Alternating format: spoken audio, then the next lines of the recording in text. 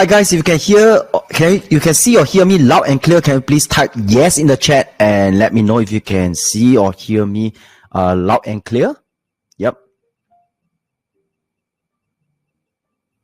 Just type yes in the chat and let me know, okay?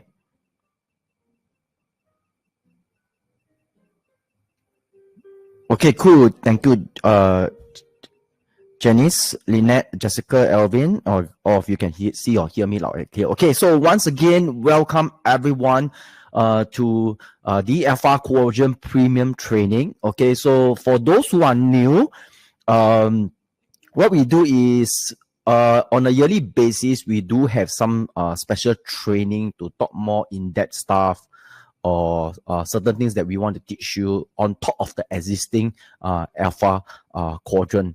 Okay, so how many of you have attended the previous premium training that I conducted? Can you just type me in the chat and let me know so I know you guys, the old members that comes. Okay, do type me in the chat and let me know. Okay, so for today's webinar, it's going to be much more simple. Usually I have topics to talk about. So today, I'm going to do what we call AMA, Ask Me Anything, right? And you guys have really submitted a lot of questions. It's so many that I have to be very, very selective. Okay, so I see a lot of you came for the previous training. Okay, I will choose the best question. I will be very selective. I'll choose the best question.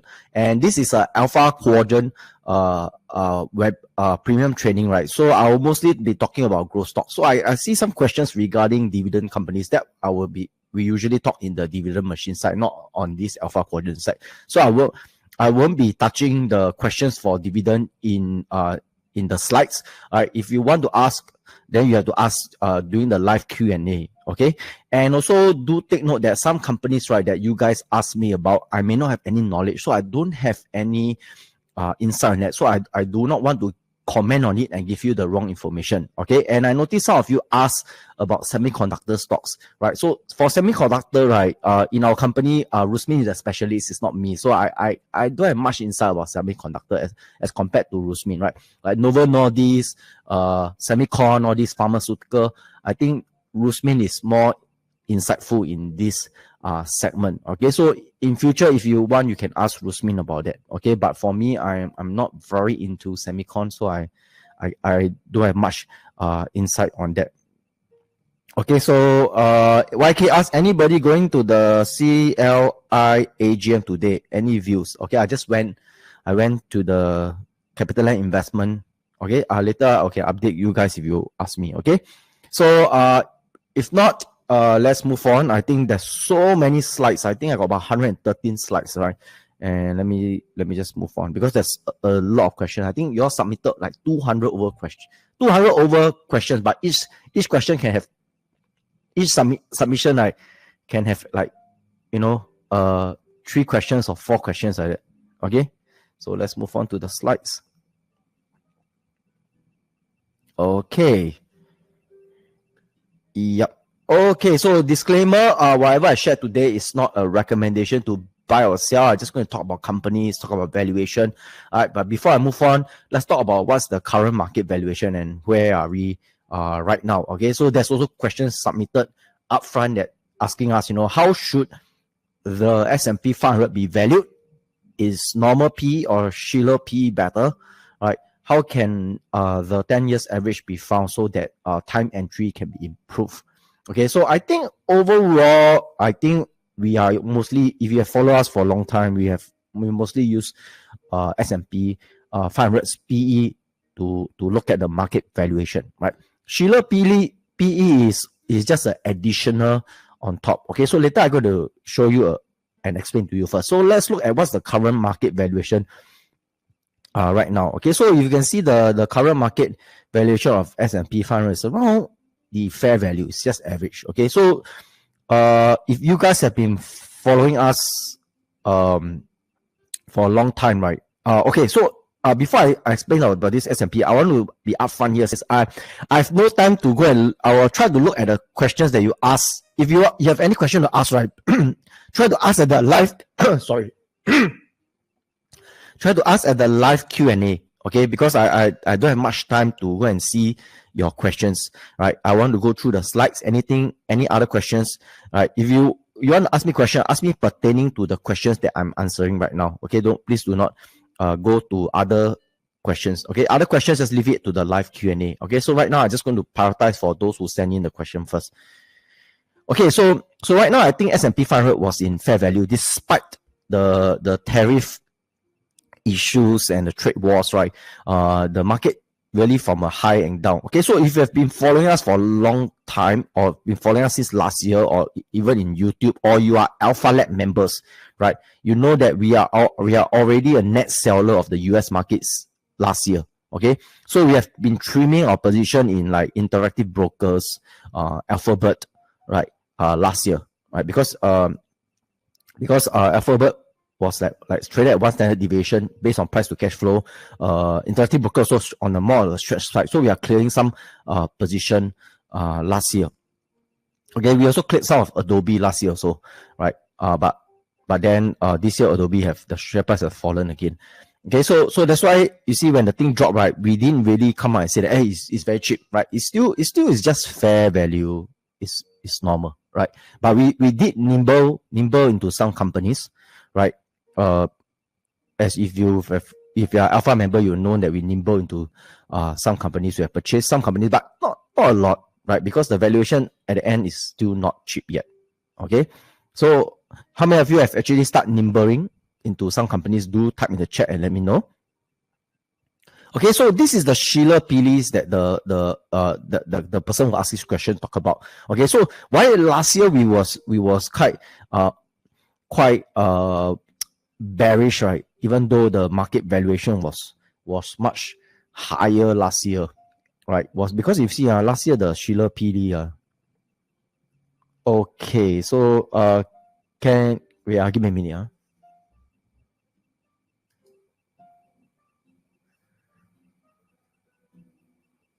Okay, so can you guys type your message inside the chat so I know it's working? Okay, because sometimes nowadays the chat got some problem.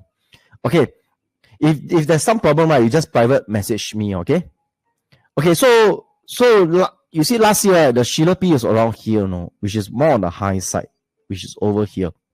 Right. For many years we have been using just normal this, right? Even though you are let's say you are at here, right, 2018, right, the Sheila Pili is also sort of like decent valuation, right? So it was like a double confirmation for us for the Sheila PE and the S&P. That's why last year was a bit scared because the valuation was a bit on the high side. So we start trimming position, right? So that's how we use it. Okay, we don't use either one of these.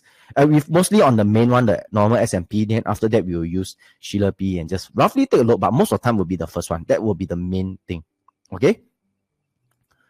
So the someone also asked, could you share how do you tabulate the PE of the indices and plot them in a chart? Which the internet sources do you get this information for to plot the charts, which is the S&P 500, right? Which just now the first question also got asked this question, right? So I think the thing is that we are using third-party software like Capital IQ to do it, right? And Capital IQ is usually more for professionals like us, like that, full-time investors, right? It will cost you easily about 2,000 Sing dollar per month to own this software, right? So it's a very powerful software that plots all the charts and everything, right? But there's alternative, right? Sometimes you can just Google S&P 500 PE, you hit like Guru Focus and all this. You can go and take a look from there. But the numbers may be different from us, right? The key is not to compare us close to close or what. It's just that if you use this PE chart from here, right, then stick to that PE chart, right? So we use Cap IQ, we forever use Cap IQ, right? So you try to be consistent. That's the most important thing, right? But even though the averages for different may just differ slightly, plus minus, okay? You also can use YChart. YChart is a paid software, right? How many of you actually use YChart? Can you just type me in the chat and let me know? Okay. So So, but Y chart is only for the US, right? For Asian markets and all this, I don't think anywhere you are able to get it, right? Unless you own all those like Bloomberg and all this, okay? So at this moment, you see us presenting to you the chart is based on CapIQ data, okay? But moving forward, we are likely going to upgrade our system already. So our company system is going to convert everything to Bloomberg, which is much more expensive, but the data source is more accurate. I feel the most accurate PE data is Bloomberg. And Bloomberg have a lot of data. I think once we get the Bloomberg software, right, our level of research will increase a notch upwards. Right. So for those Alpha Labs members, you guys will benefit from the powerful research that we're going to go do moving forward. Okay. So there's this next question is it a good time to consider emerging markets, example, China or India? Is it too late? Okay. So I'm not so sure about India because I never invest in India, right? But if you were to look into the Hang Seng in terms of valuation, right, you can see that they actually goes to the fair value, then they sort of like fallen back down, and they now a bit bounce back. So they are sort of like still very reasonable, even though a lot of the stocks run up, right? But the valuation of the market is still pretty reasonable. Okay, so I think China and Hang Seng is still investable.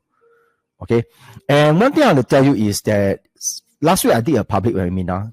Today I'm going to do a Alpha Quadrant webinar, which is today, you guys, right? And the questions that I get, right, is so different from 2 years back. Okay, I don't know if you guys agree or not. You can hear what I get. Okay, so from the public webinar, right? Public webinar, like anybody in the public can join, right? And also this webinar, a lot of you are actually asking whether to get out of the US and invest in China, invest in Singapore. Okay, but I can tell you 2 years back or 3 years back, the sentiment, China is uninvestable. What is Singapore? Singapore is shit, right? Cannot even grow, right? US will let you compound. Only invest US. That's the sentiment back 3 years ago, 3 years ago. And now everybody is trying to run away from US and goes to the thing, right? So that's why we have been always calling, China so cheap, right? So that's why I tell you, no markets will stay cheap for a long time, and sentiments will just shift, right? And that's what we always believe, and we see it multiple times already. How many of you also notice this trend that people are trying to switch? Do type yes in the chat and let me know. If you guys, do you all notice this trend? If you notice, just please type yes in the chat and let me know.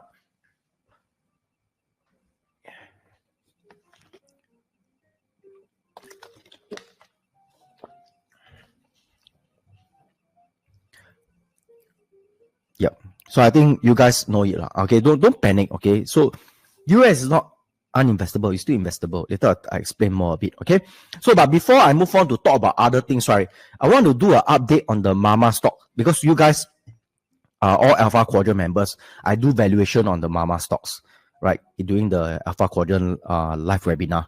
So right now I just going to do a quick update on all the Mama stocks in Alpha Quadrant that I share with you guys, so that you guys have a sense of where's the valuation at. Okay, so let's start off with sort of Apple, right?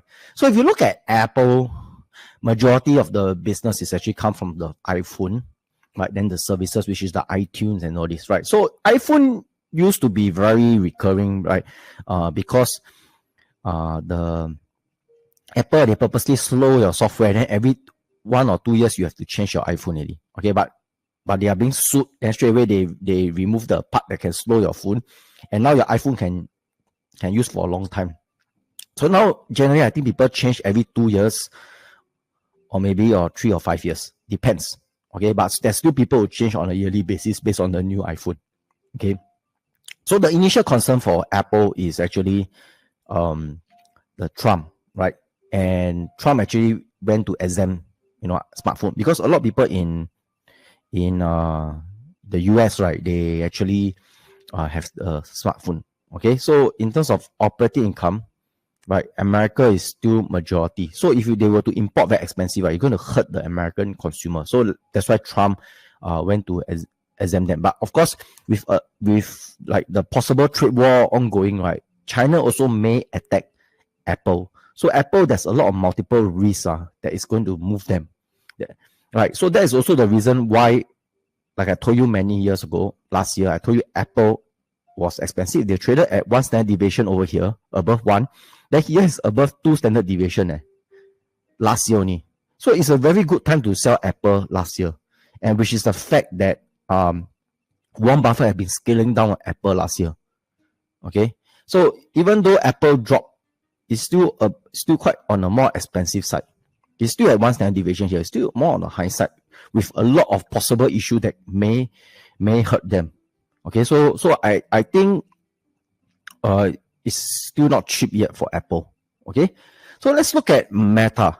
Okay, so if you look in terms of Meta, in terms of valuation, they sort of like the 1 standard deviation here. So it seems cheap. Okay, but you also need to know when the economy recession come you're going to expect ad spending to be reduced, and that's going to hurt their earnings. Okay, so with possible hurting their earnings, right? I think you should wait on the sideline, even though the valuation is very cheap. If let's say you worst come to worst, you really want to invest in Meta, just nimble only. Don't be a big stake. Okay, but for me, for such a company, usually, and I don't feel their moat is strong enough. I think now they are dominating, but eventually there's a new competitor come and they will like Friendster, they will wipe out already. Okay. So if the recession were to come, which I don't know whether it will come or not, right? There will be more pressure to their earnings. And when there's more pressure to the earnings, that I think the valuation will re-rate downwards more. Okay. Because Meta is a very volatile stocks. The valuation move up and down very fast. The people's change perception of this company very, very fast. Do you agree with me? Right. What do you think about Meta? Type in the chat and let me know. Okay. Okay, so let's talk about Microsoft. Okay, so I think that in terms of Microsoft, they are still in the software. The software business are generally more critical, right? They are Office 365, their data centers and all this, right? So at this moment, right, the trade war does not affect companies like Microsoft. Okay, but if Trump really persists, continue with the trade war with the European side. European side got talk about that they want to what's that thing called? They want to tax on all those software companies, software as a service companies, right? So that may also bring up extra costs for Microsoft. But I believe because all these are essential, they just pass down the cost only. Okay. So in terms of valuation, I think Microsoft is decent, right? I would say slightly below fair value. Okay, for this kind of company, they are generally much stronger. If you buy a fair value, also quite decent, right? So right now it's over here lah. So if you are bought at a fair value, then maybe you should wait for a further drop so that you average down. You don't like every 5% or 10% average down, then like that very fast you got no, right? So you need to average down at a certain at least I think 20% and all this lah, right? So that there's an impact when you keep averaging. Okay, so I think it's decent, the valuation. Okay, for such a strong companies with very strong monopoly. Okay, so let's talk about Amazon, which is also sort of have impact by the tariff, because if you look in terms of North America, it's about 36%, right? So their AWS definitely won't be affected because that's like your data centers and your clouds and all this, right?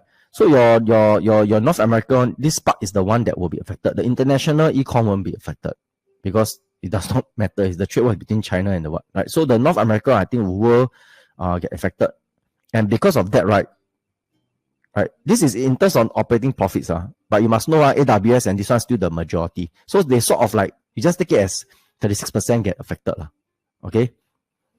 So that's why their valuation had dropped significantly to quite low, around 16, 17 times PE, price to cash flow, which is actually very, very attractive for Amazon. Why? Because Amazon, right, in their whole history, only one time they hit this valuation, which is 0809.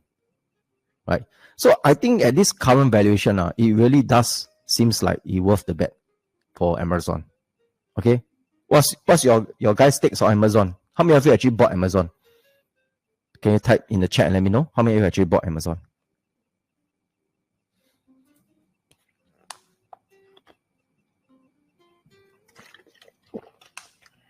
Okay, so Janet bought, Mei Lee, Janice, and Inet. Singen, JH, quite a lot of you bought Amazon, huh?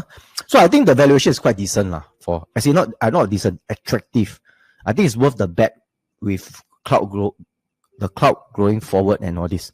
So and it's not very expensive and there's a mover. Okay, so let's talk about Alphabet. So Alphabet in terms of valuation, same ad spending and all this, but in terms of like Google search, they are still very, very strong despite the ChatGPT and all this. So I think in valuation, they also are quite attractive for Alphabet, right? So you see last year, Alphabet price to cash flow was here. So we start selling our position in Alphabet late second half of the year, right? It was very attractive to sell. So we sold our position. Okay, so someone asked, with all the uncertainty and litigation surrounding Alphabet, do you still rate the stock as a buy? So at the end of the day, right, it's what kind of litigation you're talking about. If you're talking about the security litigation that they are facing right now, which is about 300 plus million, it's very common in the US companies. And the amount they pay is about 300 plus million, and their net cash after minus off the debt is about 84 billion. So it's just a peanut to the amount of cash they have, right? Uncertainty. Even though there's all this trade war and all this, will you still use Alphabet service now? Will you still use Google Search? Will you still use Google Map? Will you still use Gmail now? Type in the chat and tell me. Will you still use now? Yes or no? Will you still use?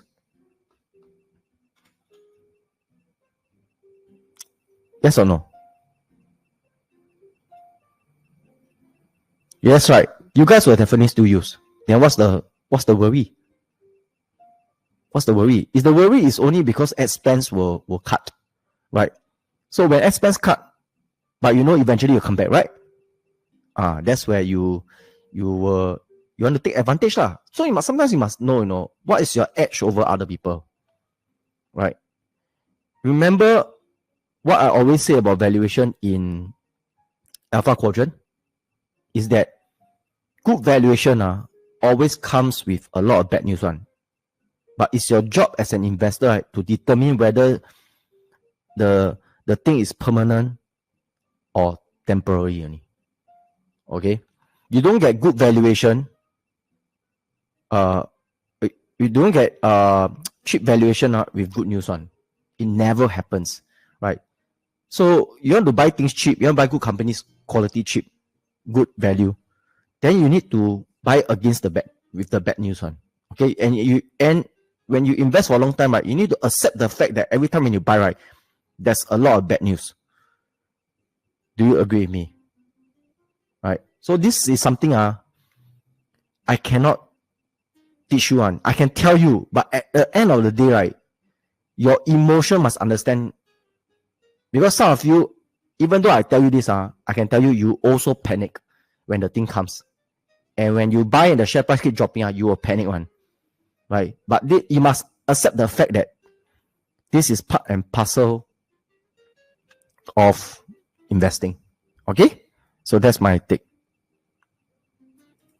Okay, so someone also asked, is Google mode still safe? Okay, so I'm also increasingly finding myself using a lot more in using the ChatGPT as compared to Google. Right? But you also need to know that Google also ChatGPT, I think they use Bing lah. Right, but Google also creating their own sort of like ChatGPT, which I think is called Gemini, right? So the thing about Alphabet is, like I always say, right, they actually got all the data to create a very powerful sort of ChatGPT similar thing. But why until now they are still losing to ChatGPT? My take, my feel is if they even dominate this ChatGPT thing, they're going to get the antitrust law again, right? So they are sort of still in the game, but they try to sort of like being second, right? Imagine the trove of treasures that they have. If you go and look at ChatGPT, where did they get all the data? I can tell you ChatGPT, likely the data is all taken from Google.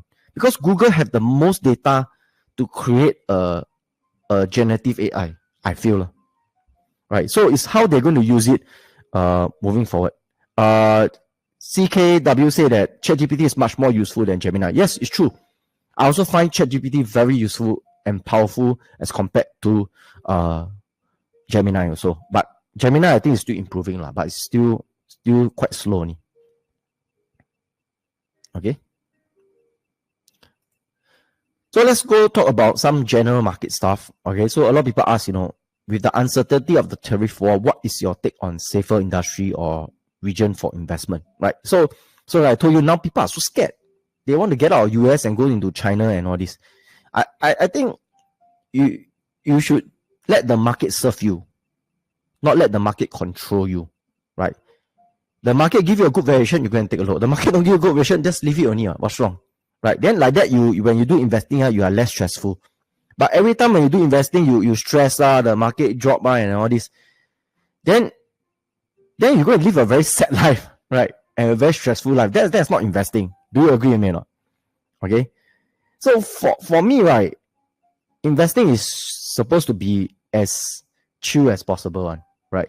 Only when cheap valuation, then you get more busy. That's what happened to us also, right? So when the trade war happened, I also don't care. I look at my portfolio drop.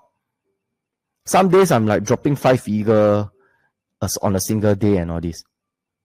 But to me, I don't feel anything. I look in terms of percentage. This is the first thing, right? Second thing is that when I look at the market, I'll see whether it's cheap or not. If it's not cheap, I just go back and do my own thing only. I don't even check the share price on a daily basis. You only make yourself panic, right? Or worry, right? You like I know of one friend who he when the stock market was previously the tariff, right? Straight away a few days the portfolio dropped, maybe from 200,000 plus, dropped back to, he invests in the US dropped back to 170,000 or something. Maybe sort of like lose 30,000, right? But my friend is very diligent and just continue to stay invested. And when everything just reversed, he's back and is higher than 200,000. Right? So at the end of the day, right, don't panic. Stay in the thing. But if every time you panic and you sell and you're hoping that you can buy cheaper, then I can tell you most of the time, you will be buying high, selling low. Right? And I can tell you, if you can think of this strategy of sell now and wait for the market to drop and you buy, other people also can think about it. If it really works all the time, everyone's going to be rich already. So there's no edge over this strategy. This is the first thing. The second thing is, yes, maybe you sell already, the market drop and you buy back cheap, and you really do it. I can tell you that is luck. When it comes to investing, there's always an element of luck. But can you do that consistently or not? I can tell you no. Definitely no one. Based on experience. Nobody knows where the market is going to move. Right? So, at the end, don't panic. Stay invested. Always have a cash. The market get cheaper, just hold less cash only. Just keep buying only. Right? Split into tranches. And as the valuation get cheaper, just keep buying. Do you agree with me or not? If you agree with what I say, or what I say makes sense to you, type yes in the chat. Okay? So when we look into investment, right, that if you don't want them to be affected by tariff, you need to look at how the revenue and net profits contribute. Just now I show you how Amazon revenue, net profit contribute, how they are affected. So that's how you're supposed to look at it, right? So right now, usually, or for the past 1 year, I think, when we talking about, is it this year or past 1 year? We've been talking about trade wars and all this and how you should position, right? We have been saying that, okay, invest in domestic business, invest in critical business, invest in MS, like MS, luxury business, right? Not Louis Vuitton, right? That time, last year, we got a chance, last year or this year, I can't remember. We got a chance to choose between Louis Vuitton and MS. We choose MS. Why? Because Louis Vuitton, if you are Alpha Lab member, I already explained to you guys, right? Louis Vuitton is like an Abing brand. There's no pricing power. The real pricing power is really the MS, where they are for the rich. You don't care crisis, non crisis. The rich will just go and buy MS. It's a status symbol, right? So you see our stock that we own MS, which is, I think we bought less than, can't remember, I think less than $2,000, right? It's still performing. Can't remember what price did we buy, but we make quite good returns from that. Okay, so look for all this, right? Very high-end luxury, like your Ferrari, your thing, they won't be affected because the rich people, right? Your domestic business, right? Domestic, like example, like say Singapore, your SBS Transit, right? When the trade war happened, do you still need to take bus? Do you still need to take MRT? Right? You still need to take, or insurance business. Do you still need to pay your insurance premium not? When the trade war happened, you still have to do it. Or medical, Raffles Medical, right? Is it because trade war, economy not good, then you tell your surgeon to, when cut your tumor, cut half only, negotiate? Cannot be, right? Right. So all these are critical. They are less affected. Data centers are also less affected. Right. Renewable energies, I think they are less affected also. Right. So as long as not import export, I think within domestic, I think it's okay. Okay. It's a bit sad because we are moving away more for free trades to more protectionist of their own country nowadays. Right. So no choice, but that's how things are. We just play as the thing goes and hope we can profit from it. But of course, there's also cases where companies that are affected very badly by the trade war, but because they are overly affected, it may also present opportunity to buy and bet them with which might give you asymmetrical bets.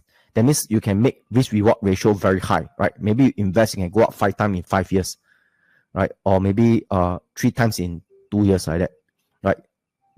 Yeah, so there's worth to also look at companies that are badly affected by trade war, but make sure that they are badly affected first, then you go and look at them and look at the valuation. Okay, so I usually like to look at all these distressed assets on. Okay, so because I always believe that people overreact to things. Okay. So next question is, someone asked, most of Chinese stocks are now below their intrinsic value, such as Meituan, Ping An, Baba. Are they still worth investing in since it has appreciated over the last few weeks since the tariff announcement? I think, like I told you, in terms of the Hong Kong markets, things are still quite reasonable. It's not like the US market is more on the high side. Like a lot of the companies are on fair value or 1SD and or plus 1SD, right? In the Hong Kong market, it's still at like maybe at fair value or below, right? So I think the Hong Kong market is still reasonably cheap to look at. Okay, so there's also general market people talk. There's some talks about currency reset of the US dollars. Are there any contender to the US dollars and what will happen to the US stocks? I can tell you, right, this has always been on the table for a longer time, right? I think back in 2000, I think, don't know, 2012 or 2013, my friend has always been talking about US dollar defaulting, US dollar devalue. Then, you know what my friend did? He sold all his stocks. He took the money and go and buy silver. And after that, you go and see the US market actually went up like crazy. Even if the currency depreciate, they still went up like crazy, right? So at the end of the day, right, US is really built for stock market on, right? They really free, very minimum control and just let the market flow up and down. So it's a very good place to do stock investment, right? Like what Buffett was gonna say, don't bet against America. He said if you bond other place other than America, right, his wealth won't be duplicate exactly the same one. Okay, so yeah, so don't be as much as people talk about reserve currency and all this, they will still be one of the superpower. Okay, and a lot of innovations are still also coming from the US lah, I feel. Okay, yeah, so that's my take about US. Okay, so someone asked, could you comment on AI related stocks and which would continue to strive during the tariff war? Just now I explained, right? Like Microsoft, all these software players indirectly doing AI, like Like example, Amazon. So I feel Amazon still will strive on because they got the AWS, which is also AI related, right? Your Microsoft also and all this. So I think generally the stocks are still okay from the tariff. Okay. I think the one that really affected probably is the hardware side of the business, right? Like semicon, right? But at this moment, the semicon has the Trump also exempted the semicon. Okay, but you don't know how long only. So that's the key issue right now, which I also cannot predict myself. Okay. So also do take note that all this tariff thing is caused by human. Eventually, this person won't be there for the next after the 4 years, he won't be there already. And I don't think he can be voted as president again. Right. So things will his words is just changing and things just change back to normal again. Okay. Okay, so someone asked, have you been a net buyer or seller since Trump imposed tariff? Right. So I've been, like I told you, we have been neighboring, right? So we have been net buyer in the US market now. Last year, we are net seller of the US market. This year, we are not net buyer, but just very small position. Very, very small. Okay. Are you buying more with expectation of this escalation of the trade war? Like I told you, we based on the valuation, right? So valuation is not very cheap. That's why we just nimble only. Because some companies, they are being backed down like Amazon or all these, right? Heavily. So which company do you think will gain dominance in, which country do you think will gain dominance in AI in the coming 24 months? This question, I cannot answer you because I seriously do not know. Okay? Can? Yeah. Yeah, so that is basically the general market part. So right now, I'm just going to talk about company specific. Okay? Okay, so how many of you actually, up to this point, you like all the questions that has been asked by your other fellow AQ members, right? If you do like it and you feel that you learned until this point, just type me in the chat and let me know, okay?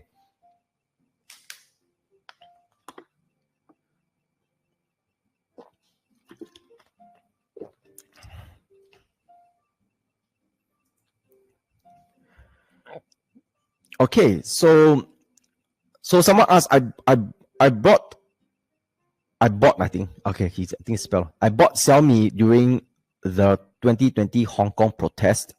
Xiaomi has since gained 500% after the successful launch of the EV car. According to the latest annual report, Xiaomi is repositioned itself to sell to the higher end markets and has better profit margin in the phone segment. Should I keep Xiaomi? Okay. Wow, this one is advice. I don't know I can advise you or not, but if I'm in your position, I'll talk about on my own position. They are in a very, very competitive space, right? If it's me, right, since it's up 500%, I will trim and get back my initial capital first. Let's say I invest 10,000, it goes up to 50,000. I'll sell and take back $10,000 first. So I cover my base. So now I know my portfolio won't go below my cost price. Right. So that is the thing that I will do. Usually I will do that. Okay. So that's how I see.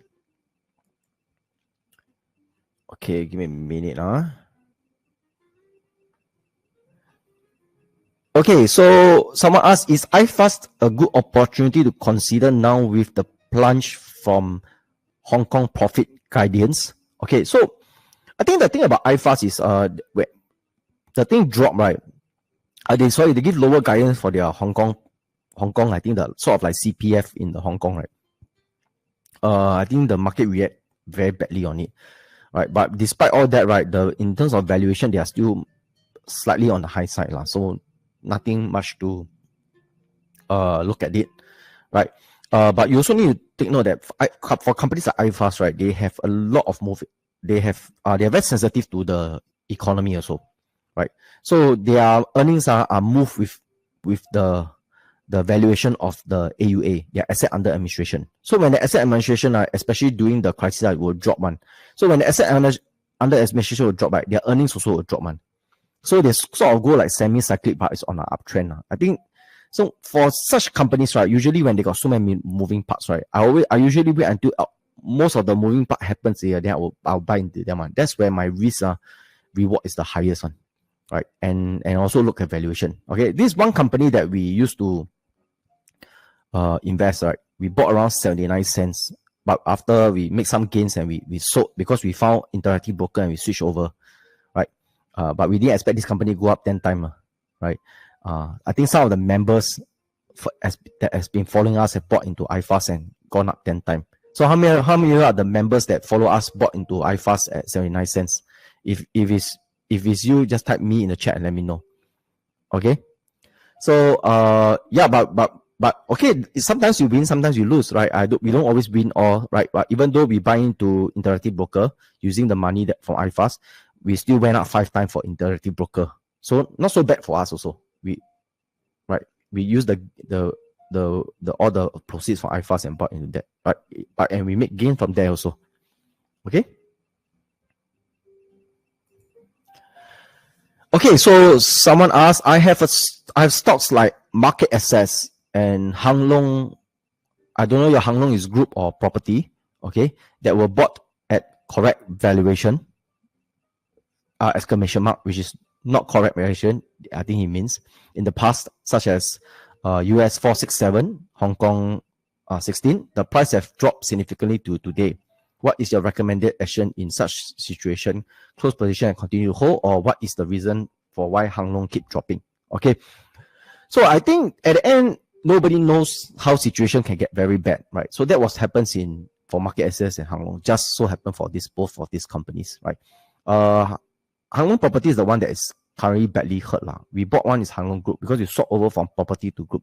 Okay, I think in terms of Hang Lung, in general, the business is very good. They got very good manager, very good recurring business. But then because of the protests and and then after the recent years, the China property, it really drags them down lah. But over a long term, I think they are still okay.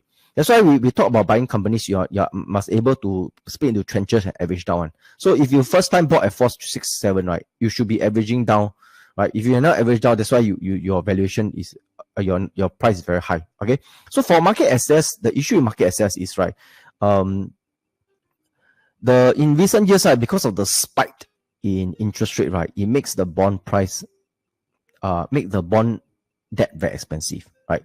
And the past few quarters, right, the spread, they are very low spread now, right? So when the spreads are very low, the trading activities is very little. So when there's little trading activity, then Market Access will affect in terms of the volume. So that's what happened to them. Okay, but this company, right, when the interest rates start to drop, they will normalize or drop, they will do very, very well during this time. That's why you see when I don't know how many of you notice. If you notice, just type yes. If I'm going to tell you. So during the recent tariff, right, the moment the tariff talk about like all this economic recession and all this, right, straight away a lot of stocks all crash, right? But Market Access stocks actually went up because this company sort of do very well during recession because people will start to trade the bonds and they make a lot on.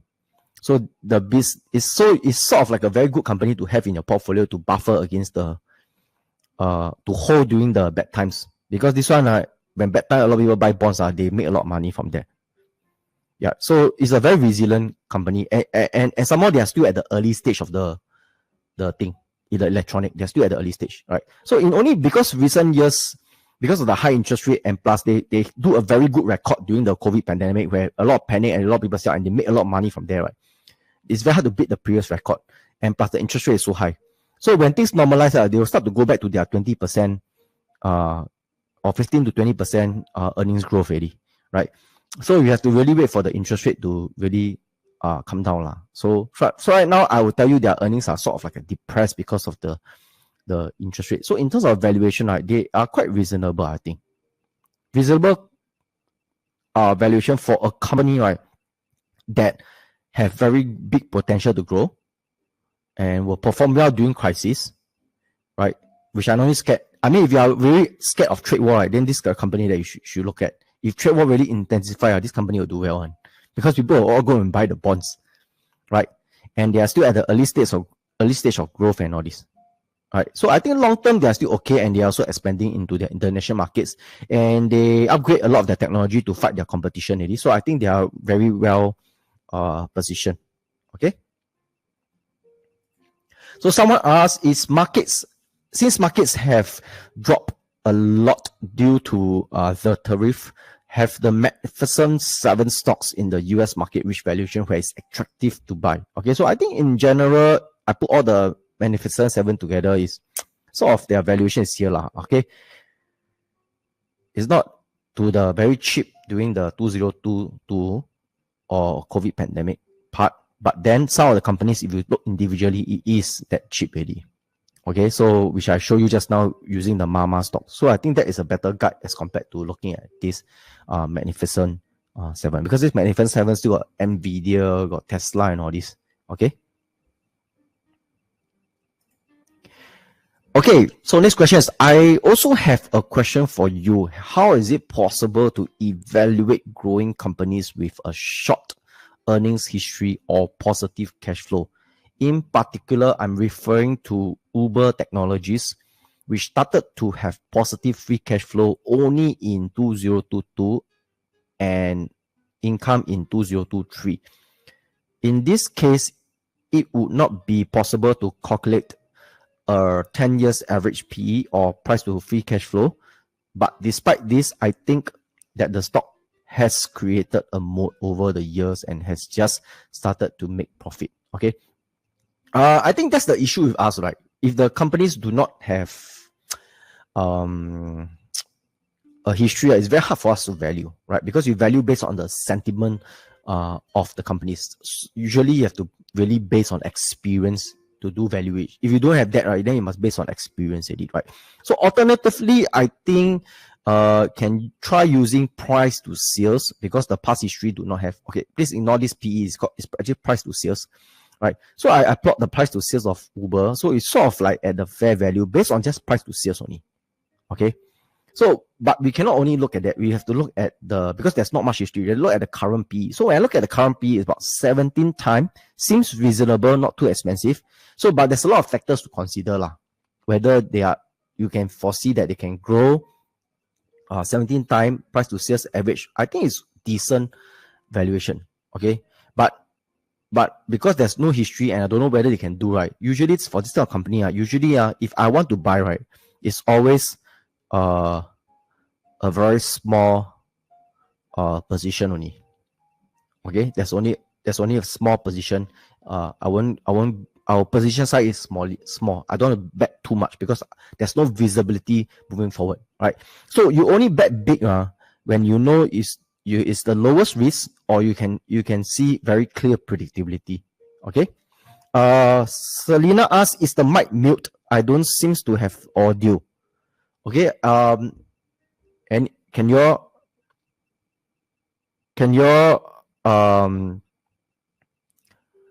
all hear me? Okay.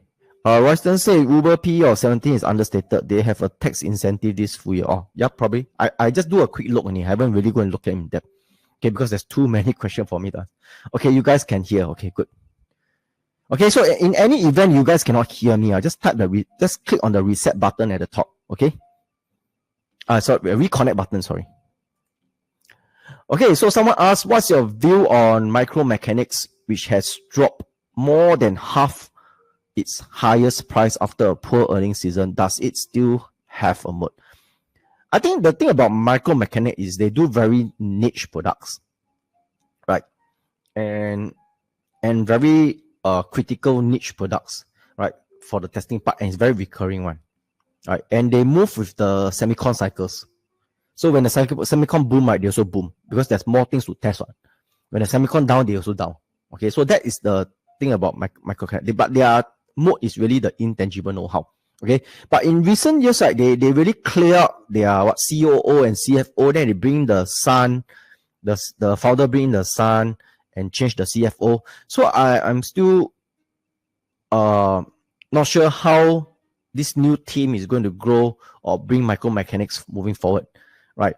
So I'm still monitoring them. I'm still attending their AGM. Just do a listening and see how it goes about. But overall, Micro Mechanics have proved themselves to be a very shareholder-friendly, good corporate governance company. Okay, so that is for Micromechanics. I think there's also a similar question about AEM, but I got no insight. I don't know AEM. I never really analyzed them, so I can't really give the person my comment on this. Okay. Okay, so someone asked, is ST Engineering a growth stock or a dividend stock? It has monopoly business in SG and venture into many business overseas. Do you think it will become a giant conglomerate company with many growth engine? Okay, so firstly, this year I attended my first I invested for many. I've been investing for many years, but this year is my first time attending ST Engineering AGM. It's quite good. I think the CEO knows his job, but he seems a bit flamboyant. But I'm still monitoring, right? But they seems to be shareholder friendly also. So based on the feel of the AGM, and I give a quick look at ST Engineering, I still feel that they are more of the dividend company than a growth company. So that's my take on ST Engineering. Okay. Can someone help me type to Selena and tell her to press the reconnect button at the top? Okay, thanks. I don't have the time to do it for her. Type for you. Yeah. YK say ST Engineering got free gift bento. Interesting. Yeah, you talk about it. I went to ST Engineering, they never give anything, you know. So they too kiam siap already. Okay, thank you, Alvin. Okay, so someone asked, please share your view on Palantir and ASML. Okay, so Palantir, seriously, I don't know. Okay, I never analyzed this company. I don't know. Okay, ASML, I know sort of a bit. Okay, I think the thing about ASML is, right, they got the intangible know how to build that machine. They are the only one that so far know how to build. Okay, but right now China is also learning how to build the machine also, right? So I think eventually China being China, right, they don't slack off on they eventually I feel they will build their own self-reliance on. Okay, and the thing about ASML is sometimes when they sell certain things, it takes some time before the customer come and buy from them again. So it's not really that recurring, but every time when they sell one thing, it's really very expensive. Okay. Okay. So yeah, so that is my take on ASML. Okay.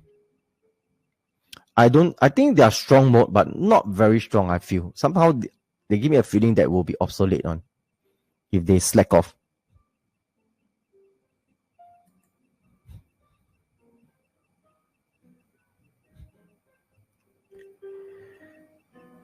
Okay. Yep. Okay, so someone asked, Adobe current valuation has become a lot more attractive. What is your take on this company's long-term prospect? If you look at the valuation now it's quite reasonable. It's around 20 times, I think. Around here. Is it 20? Slightly above 20 now, this slide. I think the thing about Adobe is they give a very they give the forecast is below the Wall Street estimate. So the Wall Street went to whack them very badly. And also a lot of people is worried about the intensifying about competition in AI and the creative software. Okay, but I think overall, I think they dropped to a valuation that is quite interesting, right? I mean, like around 20 times PE, 5 years CAGR, profit growth about 15.9%. PEG quite decent actually, right? And if you want to talk about AI images, you won't immediately clear off their business one. So I think they also have their own AI images, right? So I think it is still okay, yeah, for Adobe. I think quite attractive, the valuation, right?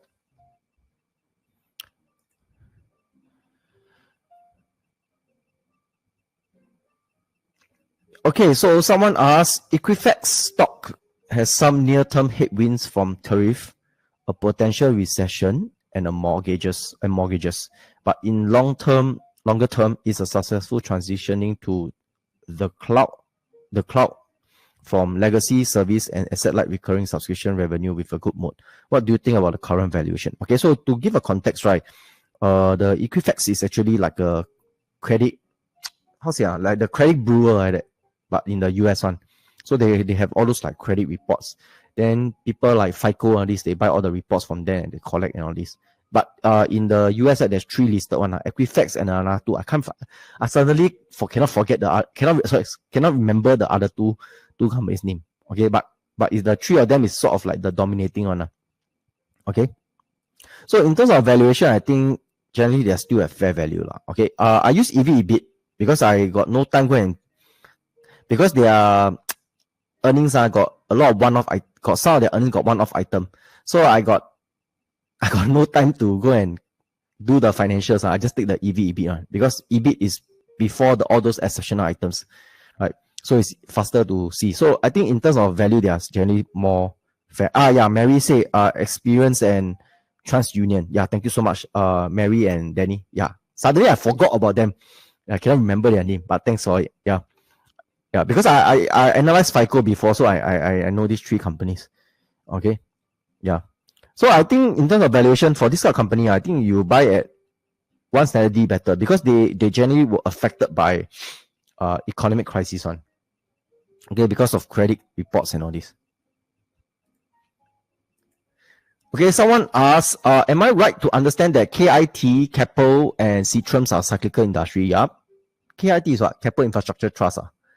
That one, I'm not so sure, but it's not a very good trust, very lousy.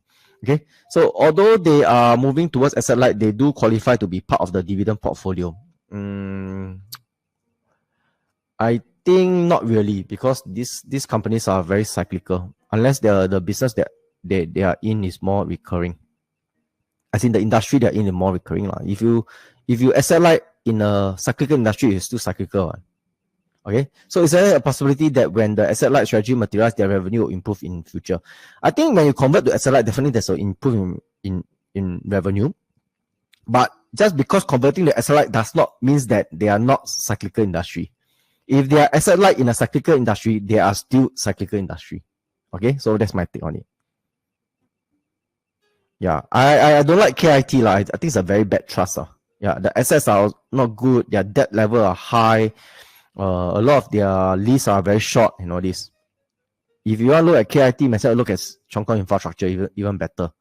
And they don't take money from you. They keep increasing your dividend. They use the debt properly to buy into monopoly type of assets. Okay, so someone asked, what does ISRG, which is Intuitive Surgical, do with significant cash flow that is generated? Do not see them buying back shares or giving dividends. Okay, first I need to correct you is that Intuitive Surgical do buy back shares. They do buy back shares and they also do give out shares. So sort of like minimize the share dilution for Intuitive Surgical. So they do take some of the money to buy shares. So a lot of times they are, because this robotics surgery is still at the early stage. So that's why they are still expanding within their own business. And this company have very, very strong balance sheet, right? Net cash, 0 debt. Okay, so yeah, nothing much to say. Very strong business that we own. I think we double on this company.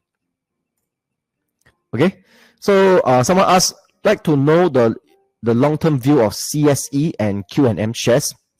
CSE, seriously, I don't know. Okay, I can't remember whether I analyzed them before. Okay, but I don't have an idea. But Q&M, I know. Okay, Q&M, right? There's a history on, because I used to meet up with so I think the CEO and founder or something of Q&M. I just don't feel very comfortable. Okay, that's one thing I can just tell you. I don't feel very comfortable with the thing. All right, they give me the feeling is they just want to make money only. So when they IPO, right, they just keep doing massive acquisition, issue shares to acquire, issue share, acquire. So some of the clinics that they issue share, acquire, and then just buy over only. Then they just performance. And eventually the clinic also underperform also. Right. So that's so far I've been seeing how they did it. So I don't really like Q&M. Yeah. Okay, so this is my insight. Okay, when they IPO at time, I managed to sit down not one-on-one, like on a table with the founder and CEO many years ago, back in 2012. I think it's 2012. Yeah, inside their City Square Q&M. Then I just sit out there, then we just chit chat, and I hear him talk and all this. Yep. Yeah, so all these are a lot of insights that we have been collected throughout the years lah. So we have a library of it. That's why Alpha Lab members, you guys know that we always share with you all those insightful information. But if you guys like the information that I just shared with you, if you like, just type yes in the chat and let me know. Yep. Okay, I see this one thing I heard lah, but it's I don't know if it's true or not, but I heard from people who knows them. When they IPO, right, all the dentists all change their cars to supercar for the QMM. Yeah.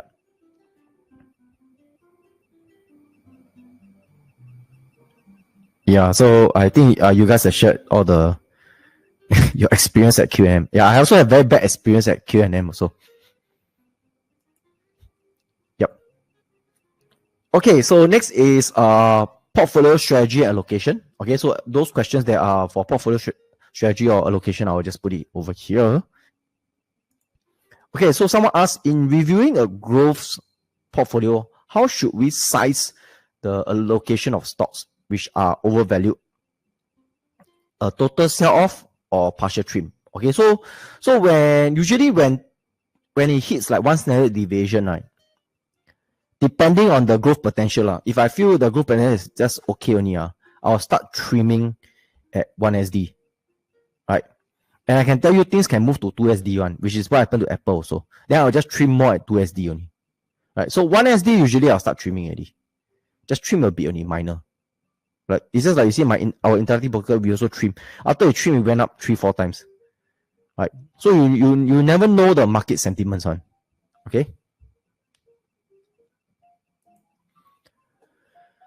Okay, so someone asked, is DCA still a viable strategy? This saying into US, China, and SG. Yes, it's still. DCA will never go outdated one. It's always, it's a evergreen strategy.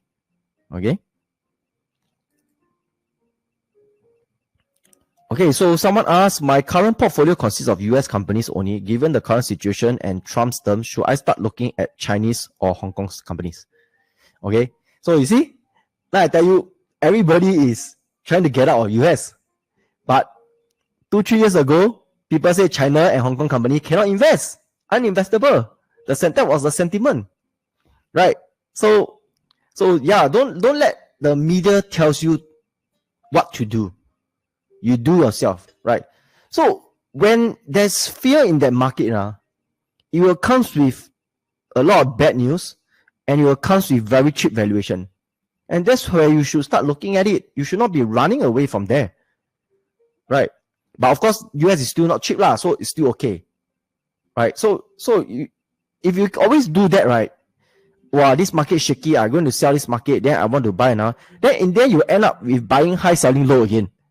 Please do not do that, okay? But of course, it does not hurt to diversify a bit, okay? So if you are too scared to 100% on the US, you can diversify a bit into the Hong Kong stocks also, okay? Which is still at a very reasonable valuation. Okay, so someone asked, during such an extreme time, what is the percentage cash needed to be kept for bullets is the right location? Okay, so this one, there's no right or wrong allocation. It's based on you one, right? You must know when you are still working, right, your cash will keep coming in on, and every month you should set cash to put into investment account to invest, right? So your cash will always be there one. So to me, it's right. If the market is just fair, decent, nothing to buy, usually, let's say right now, how many cash position? I just top up my cash only. I got about 30% cash right now. Okay, I just put in new cash, but it becomes about 30%. But then the market, there's nothing to buy. Whatever cheap, I went to top up already. So I still have 30%. So all this, I just wait until the market becomes cheaper, then I'll just deploy. So if the market get cheap, I'll deploy maybe 10%. It get even cheaper, I'll deploy maybe a bit more aggressively, maybe 15% or something, right? Then you get very, very cheap, I'll deploy almost everything. So I will look at the valuation and see how I'll deploy one. Okay. Usually I don't split into 3 trenches. I split into 2 only, but I focus on the valuation. Right. But Rusmin himself, he do different from me. He split into 3 trenches. Sometimes he split into 4 or 5. So it's really your own characteristic. You invest based on the style, right, that can align with your emotions. Right. That you do, you won't panic, but you know that this is aligned with my emotion. This, after many years of investing, this is the one thing that I feel is the best takeaway. You build the style that aligns to your own emotion. That means when you do that thing, right, that style, it won't screw up your emotion. Right. So for me, I'm a very concentrated investor. So, and I like to buy into companies that they are very depressed. Right. I never like to pay things that are very high valuation. So because if you pay things very high valuation, when it drops, or you don't meet, you drop a lot. But if your strategy is to all those high valuation growth stocks you buy, but you buy 1% or 1 to 3% of portfolio, then actually you don't need to scared, even though you drop. Because it's just a small percentage, but you spread. Eventually, some will share outperform, and those will carry a portfolio. So you must base on the strategy that fits your emotion, right? To build your trencher strategy, right? Yeah. So Alvin said emotion cause a lot of issue, like buying high, selling low. Yeah, correct. Right. YK said choose a percentage that you can sleep well. Don't over cater and don't over leverage. Yes, I think that is the most important thing. Sleep well. Okay, so to me, right, when the tariff happen, I'm still doing my own thing. I don't even bother about the thing. Right. It's only members keep telling me that I have to do an update only. Okay. So just try to train your emotion.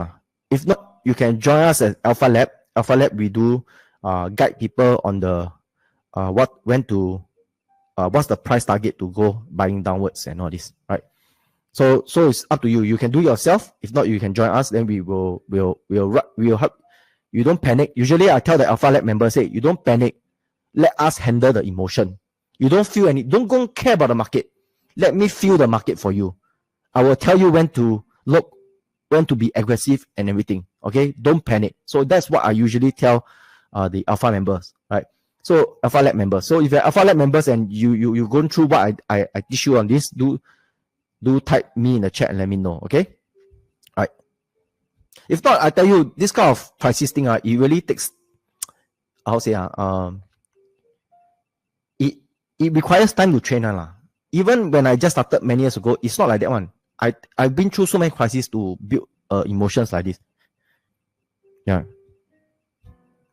Yeah. Teresa said easier said. Yeah, you really have to train on.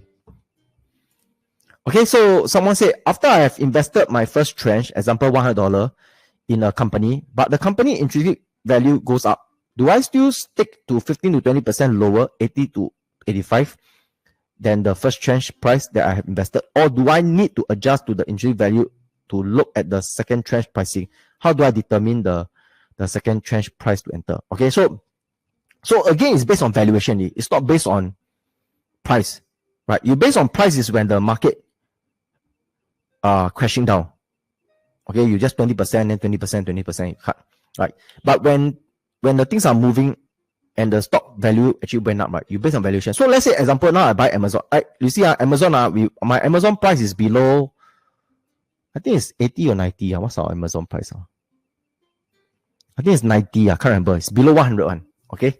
So the time when we bought Amazon was 1 standard deviation.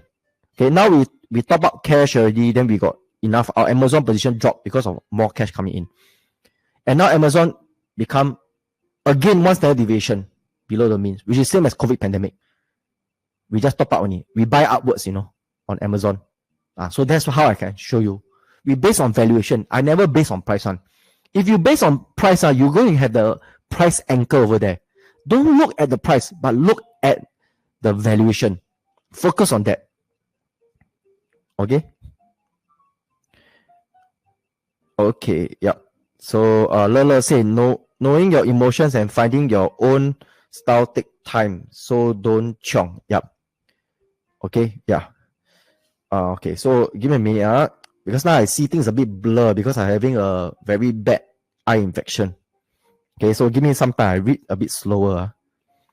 YK say when you hit the buy and sell button, imagine Victor head is at the button and sell button. yeah, don't imagine me lah. It's a bit weird, huh? But just remember the sound. Just press. Just in case you don't dare to buy during the crisis, just remember my voice. Just press the button. Okay. Okay. Okay. Royster say, do you think Amazon cash flow will drop so the valuation now is elevated? Possible. There's always chance. But to me, it's over long term. Do the Amazon cash flow continue to increase? I think likely. Okay.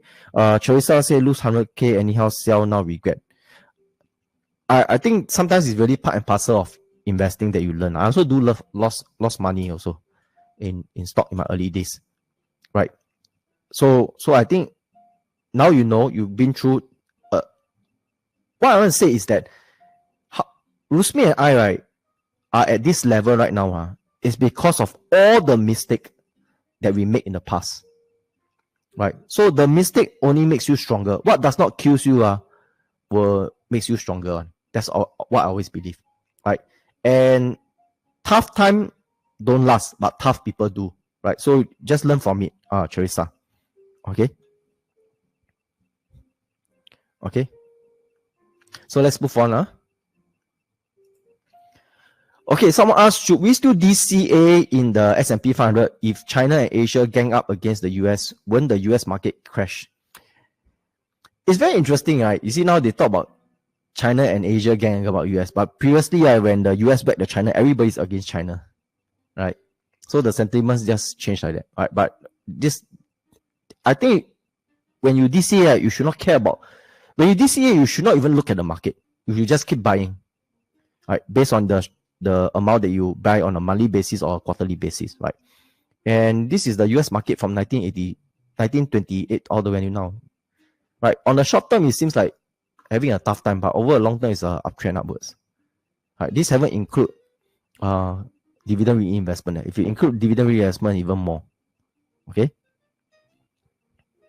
So for me, is I hope US market crash. I would like to buy or acquire more stocks in the US markets. But I usually acquire the more situation small cap stocks. Right? Like what YK say, hope US market crash, then can whack. Yeah, I mean I have a lot of bullets now. Our company also have a lot of bullets now. We are just waiting only. Right? We are reaping our profits from our China stocks and Hong Kong stocks already. Our Asian stocks, we are reaping all the profits now. So I just hope US will come again. We'll just drop money.